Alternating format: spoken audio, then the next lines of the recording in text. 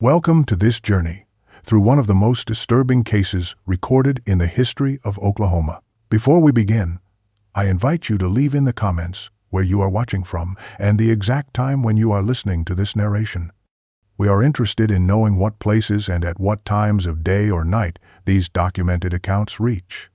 In February 1912, the Oklahoma Sentinel printed a brief article about the suicide of a 17-year-old student named Eleanor Blackwood at Mill Creek High School. The article, barely 4 paragraphs long, attributed her death to melancholy and academic pressures. What the newspaper failed to mention was that this brief report would become the first thread in unraveling one of the most disturbing cases in Oklahoma history, one that remained largely undocumented for decades. Mill Creek, a remote farming community of 873 souls, sat isolated amid the vast prairie landscapes of the newly formed state. Established in 1902 after the land run, the town existed primarily as a collection of weathered clapboard structures along a single dusty main street, surrounded by wheat fields that stretched to the horizon. The Blackwood family had moved there from Kansas City in 1910, seeking the reported opportunities of the young state. Thomas Blackwood, a former lawman, and his wife Martha had watched their daughter thrive initially in the small school. County records show that Eleanor had been an excellent student with no history of the melancholy cited in the newspaper. In statements given to the county sheriff in March 1912, Thomas Blackwood insisted that his daughter had been in good spirits until the previous autumn, when she began to withdraw and appear increasingly anxious. She would wake screaming about tests and basements, Martha Blackwood reported. Something at that school changed her. The Blackwoods refused to accept the official explanation of suicide, particularly after discovering that Eleanor's room had been searched before they were permitted to see her body. Their questions would open a door to horrors that the residents of Mill Creek could scarcely imagine lurking within the respected brick schoolhouse that stood on the hill overlooking their community. Thomas Blackwood began his investigation in late February 1912, drawing on skills honed during 15 years with the Kansas City Police Department. His personal journal, donated to the Oklahoma Historical Society in 1967 by his nephew, details his methodical approach. "I will find the truth that lies beneath my daughter's death," he wrote on February 23rd. "Something in this town, in that school, is deeply wrong." Blackwood's first interviews were with Eleanor's classmates, conducted secretly away from school grounds. The statements, preserved among his papers, revealed disturbing inconsistencies in the official narrative. Sarah Jenkins, Eleanor's closest friend, reported that Eleanor had been selected for special studies by Principal Thorne 3 months before her death. "She wasn't allowed to talk about what happened in those sessions," Sarah stated. "But afterward she would sometimes shake for hours." Another student, James Wilson, claimed that several classmates had disappeared after being chosen for the same program, supposedly transferring to schools back east. "Nobody ever heard from them again," his statement reads. "The teachers told us not to discuss it." The most significant discovery came on March 3rd, when Blackwood found Eleanor's diary hidden beneath a loose floorboard in her bedroom. The diary, which begins as typical adolescent musings, gradually transforms into a document of mounting terror. Entries from December 1911 contain references to strange lessons after hours and tests in the basement rooms where normal students aren't allowed. By January, Eleanor wrote of Dr. Reed measuring our skulls and testing our reactions to his machines. An entry dated January 29th reads, "Margaret disappeared today. They told us she transferred to Boston, but I saw her shoes in the specimen room. They watch us constantly, selecting who goes next."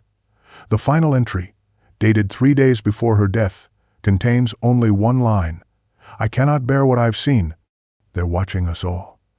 The diary convinced Blackwood that his daughter's death was neither suicide nor accident, but the result of something far more sinister occurring behind the respected facade of Mill Creek High School. Mill Creek High School stood apart from the town both physically and metaphorically, perched atop a small hill half a mile from the nearest residence. Built in 1903, the imposing 3-story red brick structure with its distinctive clock tower represented the community's aspirations rather than its humble reality. County education records, preserved in the state archives, show that the school struggled in its early years, typical of rural Oklahoma institutions with limited resources and difficulty attracting qualified teachers. This changed dramatically in 1908 with the arrival of Principal Augustus Thorne from Boston. Within 2 years, Thorne had transformed the school into a surprisingly well-funded institution with laboratory equipment, a substantial library, and educators recruited from prestigious Eastern universities. School attendance records from 1903 to 1912, examined by Blackwood and later by historians, revealed troubling patterns. Between 1903 and 1907, only 2 students had transferred away from Mill Creek. From 1908 to 1912, under Thorne's leadership, 17 students were recorded as having transferred or departed the school.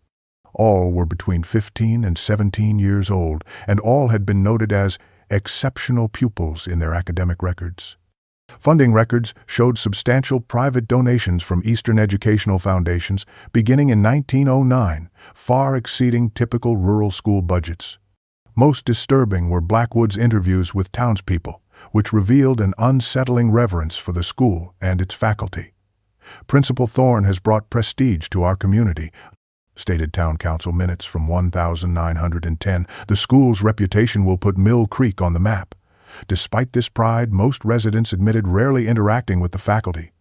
"They keep to themselves," reported Joseph Miller, owner of the general store. "Polite when they come to town for supplies, but never joining in socials or church," Reverend William Howard noted. "They arrived as a group and remained separate from us. The school is like its own little kingdom on the hill."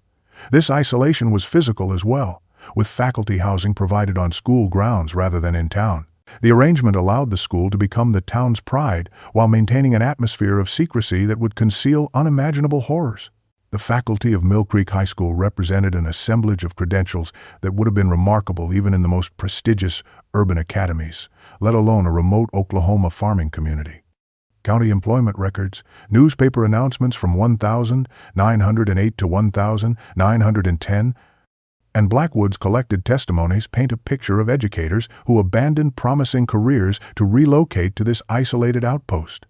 Principal Augustus Thorne, as documented in a Boston Globe article from May 1908, had been an esteemed Harvard graduate with connections to wealthy Brahmin families and the emerging field of experimental psychology. His departure from the directorship of the New England Institute for Mental Sciences was described as a surprising move toward rural education reform. Vice Principal Margaret Walsh had previously served as headmistress at the prestigious Thornfield School for Girls in Philadelphia, where she had established a reputation for identifying exceptionally gifted students. Science teacher Dr. Victor Reed had abandoned a research position at Johns Hopkins University Medical School, where his work on neurological development had been gaining recognition. Mathematics teacher Philip Chambers had left Princeton after publishing controversial papers on mathematical cognition and inherited mental capacity. The other 3 faculty members showed similar patterns of impressive credentials with sudden, unexplained departures from established institutions. All arrived in Mill Creek between 1908 and 1910, and none provided clear motivation for relocating to rural Oklahoma. Student testimonies collected by Blackwood revealed how this faculty created a divided atmosphere within the school. "They watched us constantly during the first months," reported former student William Clark. "They would conduct strange tests disguised as ordinary lessons, then whisper together while making notes. By the second semester of each year, the faculty would identify special students who received additional attention, private lessons, and eventually invitations to advanced studies after regular school hours. The rest of us were just ordinary learners," Clark continued. "They barely noticed us except to maintain appearances." This division created competition among students eager for faculty approval, isolating the chosen students from their peers, and creating an environment where unusual activities could be normalized and concealed through a cult-like atmosphere of special privilege. County education records examined by Thomas Blackwood in April 1912 confirmed that 17 students had officially transferred or withdrawn from Mill Creek High School between 1908 and 1912. The documentation, meticulously maintained in Principal Thorne's elegant handwriting, listed destinations, including Phillips Exeter Academy, Miss Porter's School, and specialized programs at various Eastern institutions. Blackwood's investigation, recorded in his journal entries from April 7 to 18, 1912, focused on tracking down the families of these departed students. The Johnson family, whose son William had transferred in 1910, showed Blackwood the letter they had received announcing their son's selection for a fully funded opportunity at the Chamberlain Institute for Exceptional Youth in Massachusetts. Similar letters had arrived for the Taylor and Wilson families, whose children had also been selected for prestigious scholarships. None of these families had ever seen their children again, though they received occasional letters postmarked from Boston, New York, or Philadelphia. Rebecca Johnson, William's mother, shared her most recent letter with Blackwood. "Mother and Father, my studies continue to engage my full attention," it read. "The opportunities provided here could never have been available in Mill Creek. Please do not concern yourselves with visiting, as the Institute's intensive program allows no time for family distractions." When Blackwood compared this letter with those received by other families, he discovered nearly identical phrasing, with only minor variations in the specific subjects mentioned. The handwriting in all letters, while ostensibly from different students, showed disturbing similarities in formation and style. Most concerning were the addresses provided for these institutions, which Blackwood discovered either didn't exist or corresponded to vacant lots when he telegraphed contacts in eastern cities to investigate. The pattern became clear. Students selected for special studies would participate for several months, then suddenly receive opportunities that removed them from Mill Creek. After their departure, correspondents maintained the illusion of their continued existence while preventing any actual contact. This established pattern of disappearances had preceded Eleanor Blackwood's death, but her case deviated from the established procedure, suggesting a breakdown in the system or a different categorization of her potential. By late April 1912, Thomas Blackwood had exhausted most conventional avenues of investigation and turned his attention to the school's staff. Elijah Turner had served as janitor at Mill Creek High School since its construction in 1903. Initially reluctant to speak with Blackwood, Turner's resistance crumbled after 3 meetings and a shared bottle of whiskey on April 26th. "There are places in that school I ain't allowed to go," Turner confessed in a statement Blackwood meticulously transcribed. "When they first came, Principal Thorne gave me specific instructions. The basement storage rooms are off limits except when specifically requested." Turner described hearing strange mechanical noises emanating from the basement late at night, like gears turning, and sometimes a high-pitched whine that makes your teeth ache. He recalled numerous deliveries of crated equipment arriving after dark, particularly in the summer of 1909. Heavy things requiring 4 men to carry, scientific instruments with glass tubes and brass fittings. They wouldn't let me help beyond the basement stairs. When pressed about student activities, Turner grew visibly anxious. "They conduct special classes for their favorites," he admitted. "I've seen students following Dr. Reed or Miss Walsh down to the basement after hours. Some evenings I'd see 4 or 5 go down those stairs." His voice dropped to a whisper as he added, "But I wouldn't always see the same number come back up." Turner revealed that in 1909, the faculty had conducted extensive renovations to the basement level without using local workers. They brought in their own men from back east, worked for 2 weeks straight, day and night. On their final meeting on April 29th, Turner provided Blackwood with a crude map drawn on butcher paper, showing the basement layout, including several rooms not present on the original building plans. "This section here," he indicated a cluster of rooms in the northeast corner. "That's where they spend most nights. Those rooms have heavy doors with new locks. And this one," he pointed to a circular chamber at the center, "has some kind of metal lining. I glimpsed it once when the door was open. Reminded me of a slaughterhouse. All tile and drains." Turner's testimony built a picture of systematic deception and hidden facilities that suggested the school's true purpose lay beneath its respectable facade. Concealed in rooms where selected students entered but did not always return. Throughout late April 1912, Thomas Blackwood conducted a series of night observations of Mill Creek High School, positioning himself in a small grove of cottonwoods, approximately 200 yards from the main entrance. His detailed notes, later recovered by historians from the Oklahoma Historical Society archives in 1964, document disturbing patterns of nocturnal activity. April 21.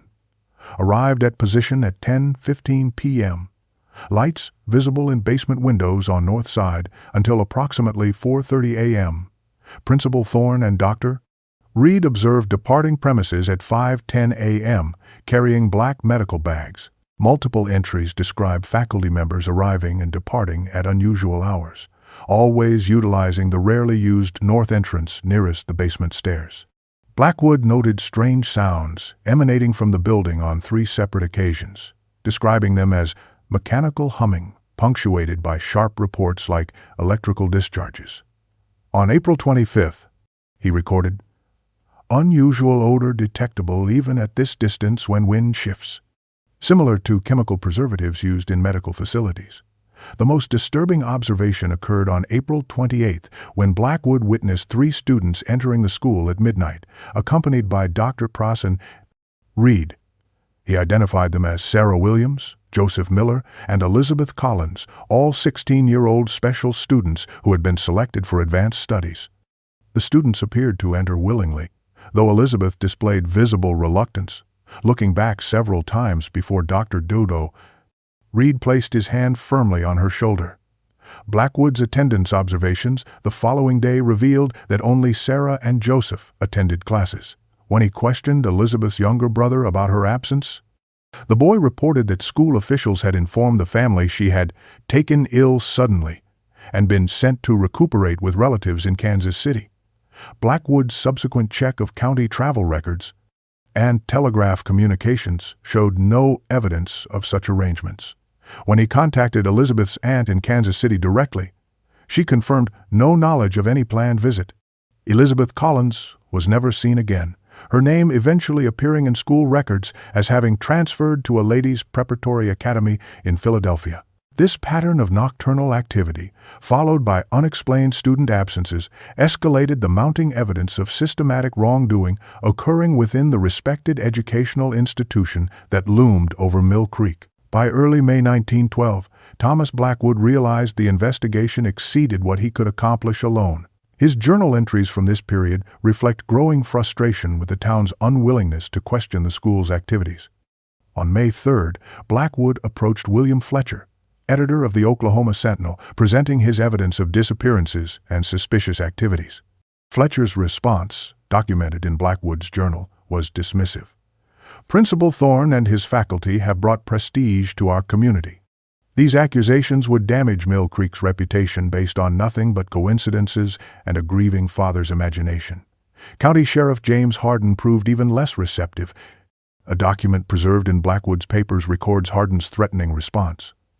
"Thorne and I play chess every Wednesday evening. He's a fine, educated gentleman, not some mad scientist. Cease spreading these malicious falsehoods about respected community members, or I'll arrest you for criminal defamation." Only town doctor Samuel Green, approached on May 5th, took Blackwood's concerns seriously. "I've harbored suspicions for years," Green confided during their first meeting.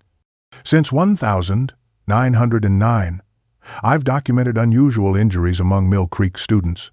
Burns consistent with electrical contact, puncture wounds at the base of the skull, surgical scars hidden beneath hairlines." Green showed Blackwood his private medical journal, which detailed cases of students suffering unexplained memory loss, persistent headaches, and sudden personality changes after participating in special studies. Most disturbing was Green's revelation that he had been systematically excluded from treating the special students since 1910. When I asked too many questions, Thorne brought in their own physician from back east. Dr. Simmons handles all medical issues for their selected students now. I'm only allowed to treat the ordinary children. After 3 clandestine meetings in Green's office, the 2 men formulated a plan to infiltrate the school and document what was happening in the basement. "We need irrefutable evidence," Green insisted. "Something so shocking it can't be dismissed or covered up." Their planning revealed the powerful protections surrounding the school, with local authorities, newspaper, and even parents unwilling to question the prestigious institution. "They've cultivated an image of educational excellence that shields them from scrutiny," Blackwood noted. "We're fighting not just the faculty, but the town's pride and ambitions." This alliance of 2 determined men would soon uncover horrors beyond even their darkest suspicions. On the 2nd of May, 1912, at precisely 12:37 a.m., according to Blackwood's meticulous notes, he and Dr. Green gained access to Mill Creek High School using the service entrance keys provided by a trembling Elijah Turner who refused to accompany them. Blackwood's journal, recovered during the 1963 road construction and now preserved in the Oklahoma Historical Society, details their descent into unimaginable horror. "The basement corridor extended farther than the school blueprints indicated," he wrote. "Electric lights illuminated a hallway that should not have existed according to official records. The first room they entered contained filing cabinets filled with student records, far more detailed than normal academic files. Each folder contained cranial measurements, reaction time tests, family lineage charts going back 3 generations, and notations regarding psychic sensitivity and receptivity to influence. The second room housed electrical equipment connecting to a central examination chair fitted with restraints. Leather straps showed signs of frequent use. Nearby tables held syringes, scalpels, and surgical drills arranged with methodical precision. In the third room, they discovered what Blackwood described as evidence that would condemn these people in any civilized court. Glass containers lined the walls, each holding preserved human brain specimens labeled with student names and dates of harvesting. One jar labeled Eleanor Blackwood, February 16, 1912. Grade 3 sensitivity contained his daughter's preserved brain tissue. "I nearly collapsed upon seeing her name," Blackwood wrote. "Only Dr. Green's firm grip prevented me from destroying everything in blind rage." Most disturbing was a detailed research journal documenting extraction procedures and post-mortem analysis of psychic centers, with clinical notes about exceptional pineal development in certain subjects. As they photographed these atrocities using Dr. Green's camera, they heard movement from a final room at the corridor's end, a reinforced door with multiple locks from which faint whimpering sounds emanated. Before they could investigate further, they heard the main basement door open. Voices of Principal Thorne and Dr. Reed echoed down the corridor, Blackwood recorded. "We extinguished our lantern and fled through the coal chute, barely escaping detection." This nightmarish infiltration provided the first concrete evidence of systematic atrocities occurring beneath the respected facade of Mill Creek High School, confirming that the institution served as a front for unspeakable experimentation on children selected for their special qualities. For 3 days, following their harrowing infiltration, Dr. Samuel Green secluded himself in his office, analyzing the hasty notes, sketches, and 5 photographic plates they had managed to expose during their basement exploration. His medical training, including 2 years of study in Vienna, allowed him to identify the preserved specimens with clinical precision. The glass containers held sectioned human brain tissue, he explained to Blackwood on May 6th. Specifically, they focused on the limbic system, pineal gland, and certain regions of the temporal lobe associated with memory and perception. Green's analysis of the research journals, documented in his personal medical diary, later recovered from his abandoned office, painted a picture of systematic experimentation progressing through clearly defined stages. They begin with non-invasive testing of what they term psychic sensitivity through specially designed academic exercises. Students showing promise advance to conditioning, using electrical stimulation and chemical compounds derived from ergot and other psychoactive substances.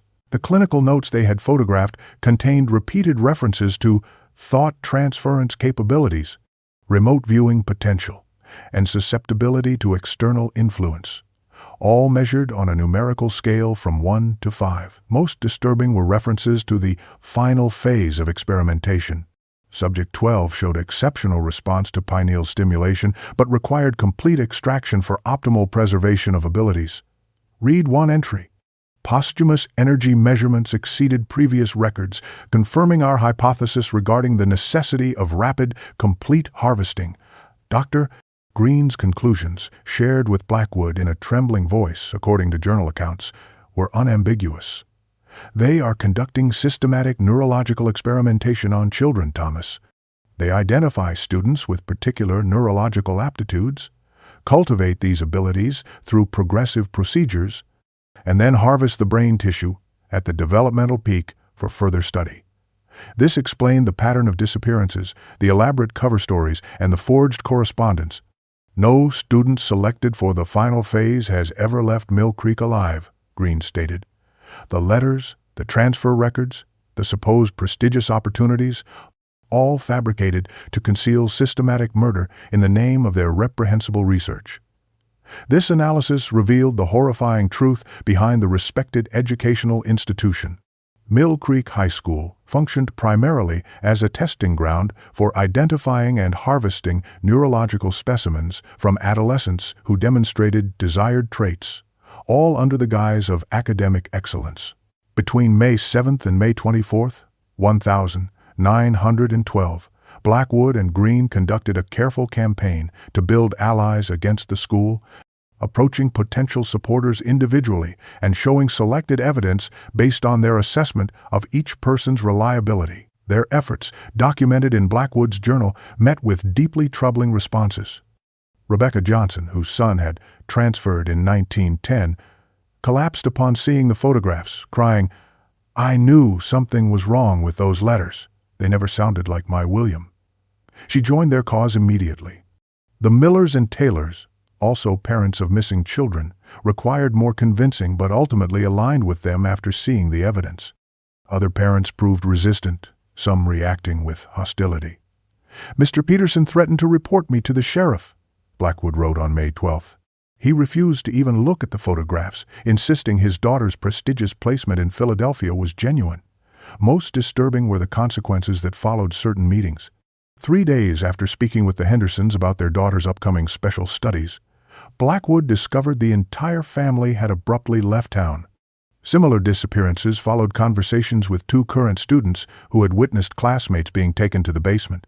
The most significant breakthrough came on May 18th, when William Fletcher, initially dismissive, agreed to review their evidence. "My God," the newspaper editor whispered after viewing the photographs. "I've been promoting monsters in my paper." Fletcher's printing press would prove crucial to their plans. By May 25th, their resistance group consisted of 9 committed members: Blackwood and Green, 3 sets of parents, Elijah Turner, Fletcher, and Sarah Wilson, a former special student who had feigned illness to avoid further participation in the program. "They conducted tests on me for 6 weeks, Sarah reported. "They measured my responses to images that made no sense, had me attempt to identify cards hidden from view, attached wires to my head while I concentrated on moving objects."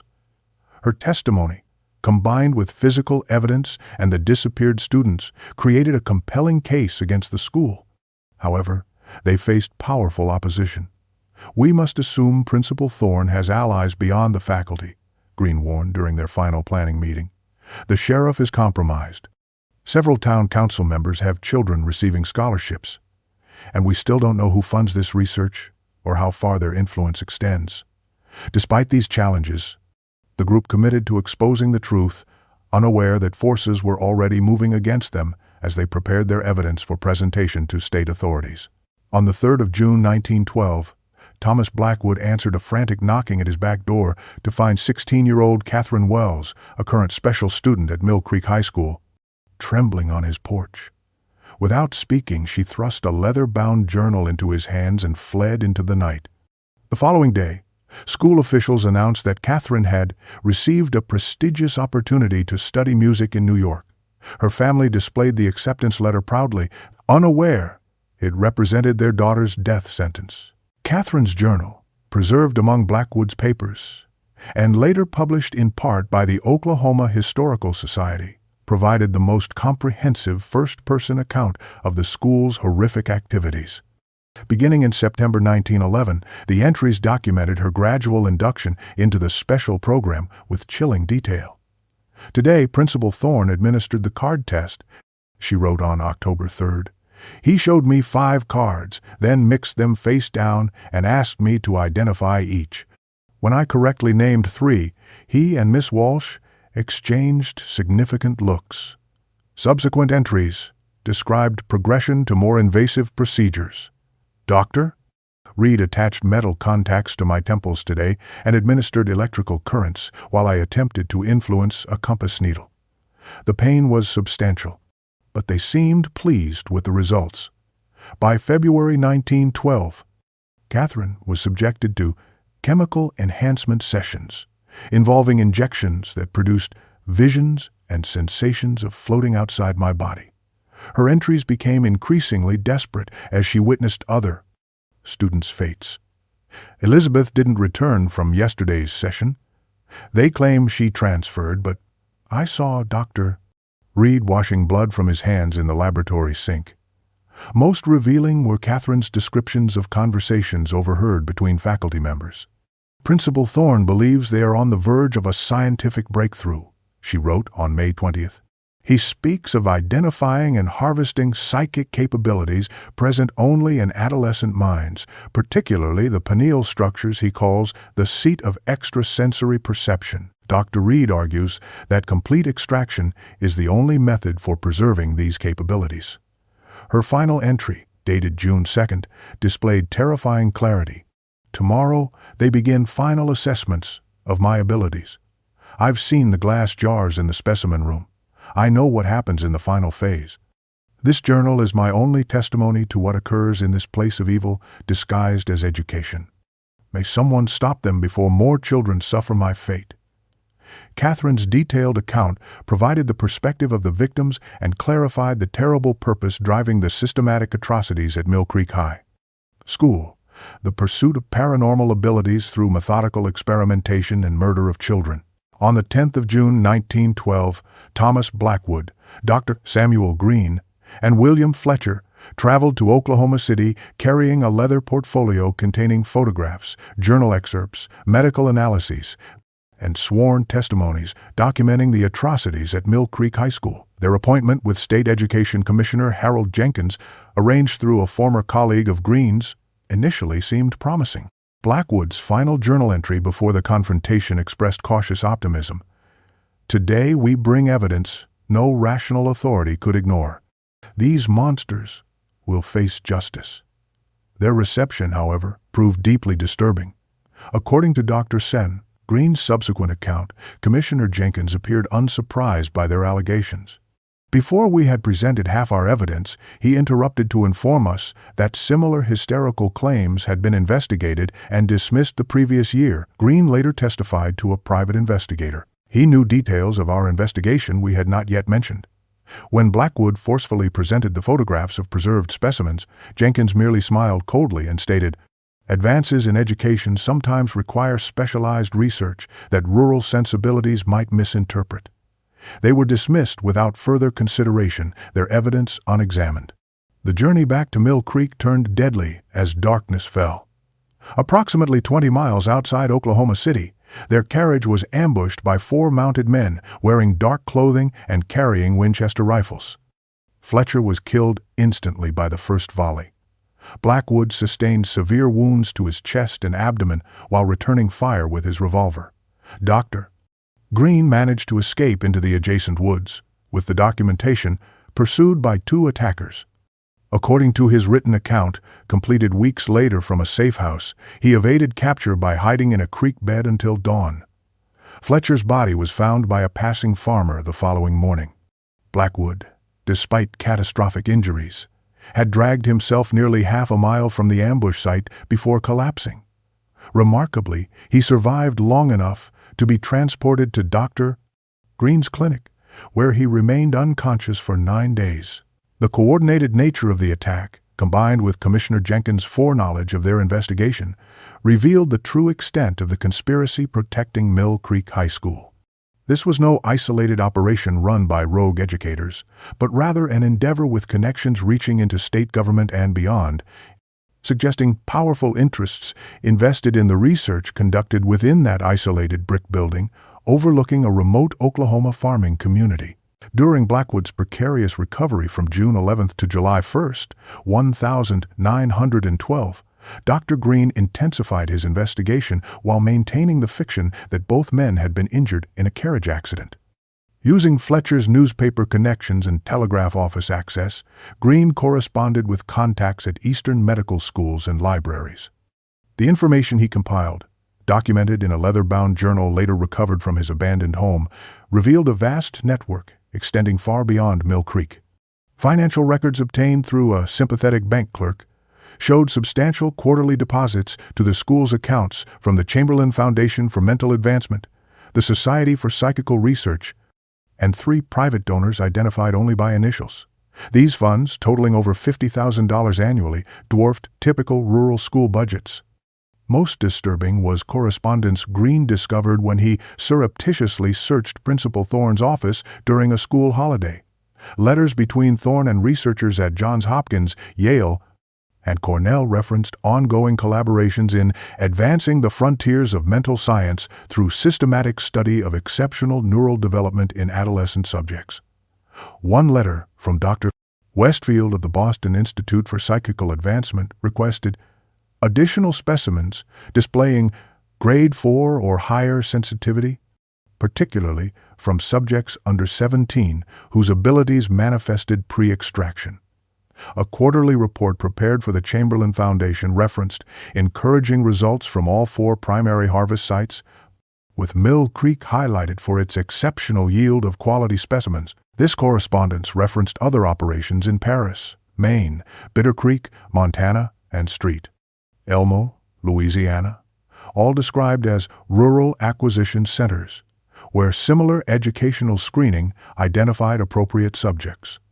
A map in Thorne's desk drawer marked these locations alongside population statistics and notes about isolation factors and community compliance potential. Most chilling was a memorandum outlining long-term research goals. Within 20 years, we project development of reliable methods for identifying, enhancing, and ultimately transferring heightened mental abilities from exceptionally developed adolescent subjects to selected adult recipients. This evidence transformed their understanding of Mill Creek from an isolated horror to one node in a methodical, well-funded network conducting systematic human experimentation across America. The conspiracy extended into prestigious scientific institutions, private research foundations, and possibly government agencies, suggesting that the murders in their small Oklahoma community were merely data points in a much larger and more terrifying program of unauthorized research, using children as expendable test subjects for advancing fringe theories about human mental evolution and psychic potential. On the 7th of July 1912, Thomas Blackwood, still weakened but determined, led 17 parents and townspeople to confront the horrors at Mill Creek High School. Armed with hunting rifles and righteous fury, they approached the school at 11:30 p.m., the time when their surveillance had consistently shown activity in the basement. Blackwood's recovered strength allowed him to direct the operation with grim determination. "We will end this tonight," he told his followers, according to Rebecca Johnson's later testimony. "No more children will suffer at their hands." Their planned confrontation instead revealed a disturbing development. The school stood eerily silent, its windows dark. Forcing entry through the main doors, the group discovered an institution methodically stripped of evidence. The administrative offices contained empty filing cabinets with ash residue suggesting recently burned documents.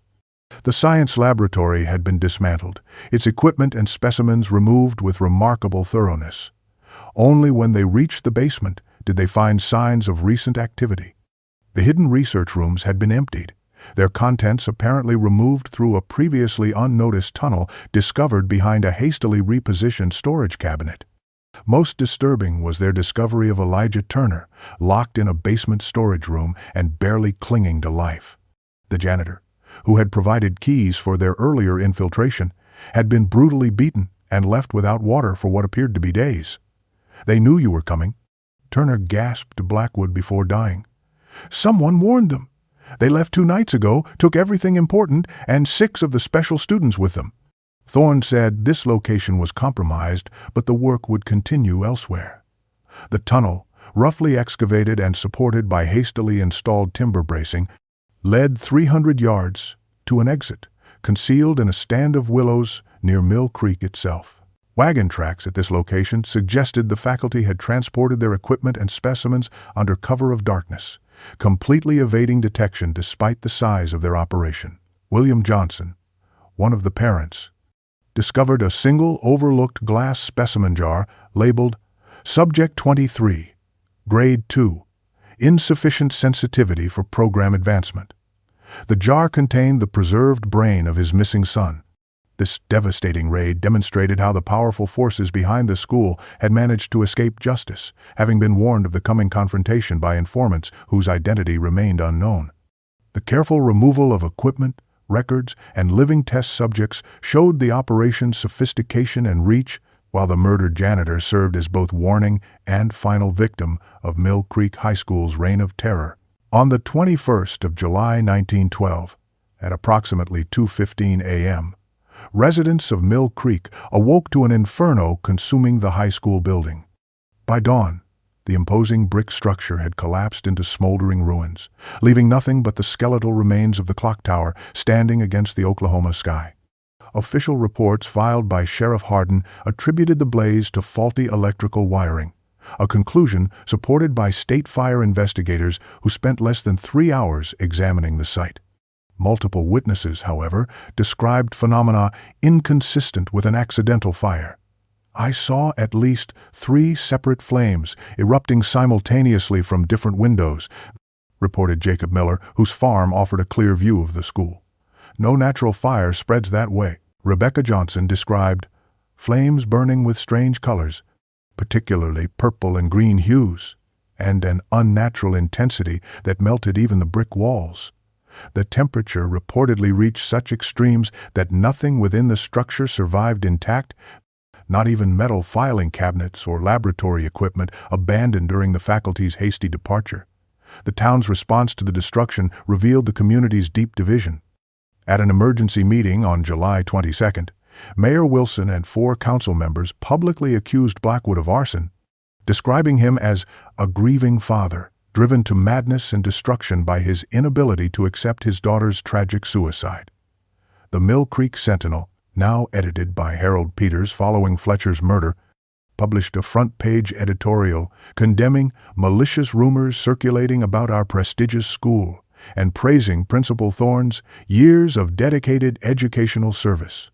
Despite photographic evidence and witness testimonies gathered before the fire, state authorities officially closed their investigation on August 3rd with no charges filed against any party.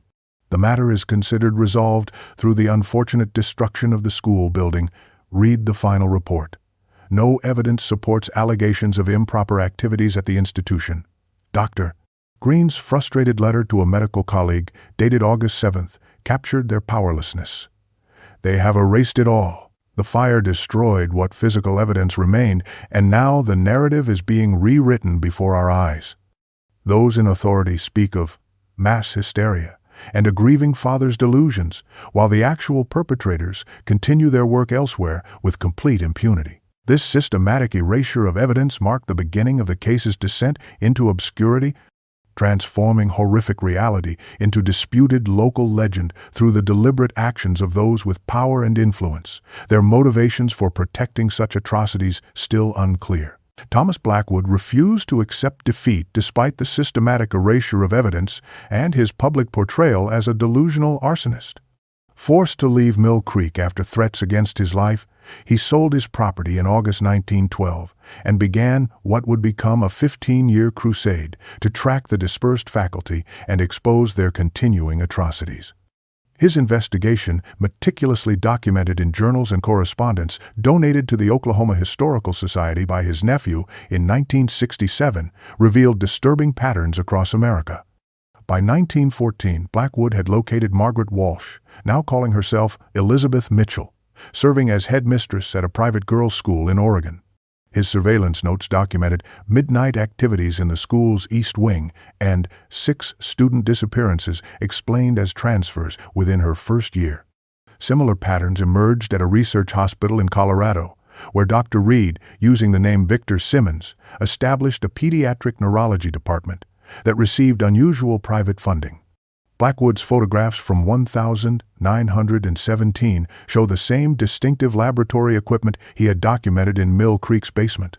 Most disturbing was his 1920 discovery of Principal Thorne, now Alexander Phillips, directing a special research program at Chamberlain Institute in Massachusetts, where wealthy families sent children displaying unique mental abilities. Blackwood's efforts to alert authorities consistently failed. His detailed report to Oregon police in 1915 was dismissed without investigation. A federal agent who initially expressed interest in his evidence was reassigned 3 days after their meeting. A newspaper editor who agreed to publish Blackwood's findings died in an apparent accident before the story ran. These patterns suggested protection from powerful interests extending into government, academic, and financial institutions. They have infiltrated systems meant to provide oversight, Blackwood wrote in 1925. Their research continues under various guises, all pursuing the same horrific goal of harvesting abilities from children's minds. His final journal entries from early 1927 describe tracking a new operation in Vermont where a boarding school displayed familiar patterns: specialized student selection, unusual nocturnal activities, and disappearances explained as prestigious transfers. Blackwood's last letter to Dr. Green, dated the 12th of February 1927, stated, "I've confirmed our suspicions. Their network has expanded rather than diminished. Tomorrow I will gather final evidence from their basement facility." He was never heard from again. Vermont authorities reported no record of his presence in the state, and the boarding school he had identified claimed no knowledge of anyone matching his description. Thomas Blackwood himself became one final disappearance in the long shadow cast by Mill Creek High School, his 15-year crusade ending in the same mysterious silence that had claimed so many children.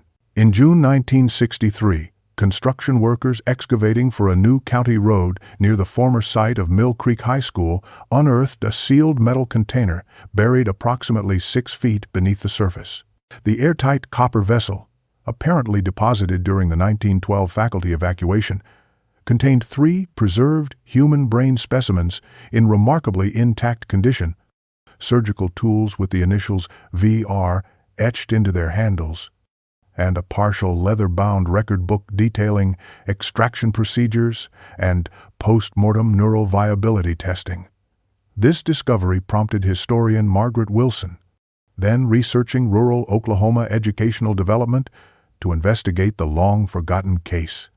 Wilson's subsequent 3-year investigation, drawing on Thomas Blackwood's preserved documents, county records, and interviews with elderly Mill Creek residents, culminated in her 1965 publication, The School of Evil: Human Experimentation in the American Heartland. The book meticulously documented the Mill Creek atrocities while revealing their disturbing aftermath. Most shocking were the connections Wilson established between the Mill Creek experiments and respected scientific institutions that continued benefiting from the research long after the school's destruction. Through painstaking archival research, Wilson traced publications by former Mill Creek faculty appearing in medical journals throughout the 1920 and 1930 under various pseudonyms. These papers, documenting breakthroughs in understanding neurological development and function, carefully obscured their methodologies while presenting findings impossible to achieve through ethical research. Wilson's most disturbing revelation concerned the Chamberlain Foundation's evolution into the prestigious Chamberlain Neurological Institute, which developed several prominent treatments for epilepsy, schizophrenia, and other neurological conditions during the 1940 and 1950. Laboratory notebooks obtained through a whistleblower revealed direct references to the Oklahoma research phase and procedures established at Site 1. Her book's final chapter documented how several influential psychological theories regarding adolescent cognitive development, widely taught in universities, were directly derived from data gathered through the torture and murder of Mill Creek students. The school building has long since been reduced to ashes, Wilson wrote in her conclusion, but its legacy continues in scientific advances built upon unimaginable suffering. This represents perhaps the most insidious aspect of the Mill Creek horrors, that the fruits of such evil have been integrated into legitimate medicine, a poison tree bearing fruit we cannot now untangle from our medical knowledge. Wilson's observation proved prophetic when her book, despite initial attention, was systematically discredited by academic institutions implicated in her research. Today, Mill Creek High School remains largely forgotten outside specialist circles, its methodologies condemned while its scientific contributions persist unattributed. Within modern medicine and psychology, a horror hiding in plain sight in laboratory techniques and therapeutic approaches still in use today.